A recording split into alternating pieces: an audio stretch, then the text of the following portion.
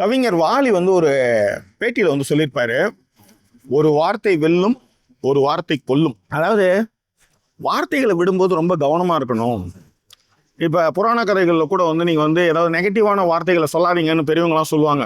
ஏன்னா அப்போ வந்து மேலே இருக்கிற தேவதைகள்லாம் வந்து சதாஸ்து சதாஸ்து சொல்லும், அதனால அது அப்படியே நடந்துரும் அப்படின்லாம் வந்து பெரியவங்க சொல்கிறத நம்ம கேள்விப்பட்டிருப்போம். அப்படிலாம் பார்த்தா நெகட்டிவான வேர்ட்ஸை வந்து நிறைய பேர் பேசிட்டு தான் இருக்காங்க. பட் ஆனால் இப்படி ஒரு கான்செப்டை வச்சுக்கிட்டு பிரபஞ்ச விதி, புதியவர்கள், புதிய நடிகர்கள், புதிய தொழில்நுட்ப கலைஞர்கள், ஃபேமஸே இல்லாதவங்க அவங்களுடைய முதல் படத்தில் பிரபஞ்ச விதியெல்லாம் பற்றி பேசுகிறாங்க அப்படின்னும் போது நமக்கு ஒரு ஆச்சரியத்தை கொடுக்கும் இல்லையா? யோசிச்சு பாருங்க. இது வந்து ஃபுல்லாக வந்து கள்ளக்குறிச்சி டிஸ்ட்ரிக்டை பின்னணியாக வச்சுக்கிட்டு ஒரு மருந்து கடையினுடைய பின்புலத்தில் இந்த கதை வந்து தொடங்குது. இது ஒரு சவுத் ஆர்கா டிஸ்ட்ரிக்ட் ஃபிலிம்னே வச்சுக்கோங்களேன்.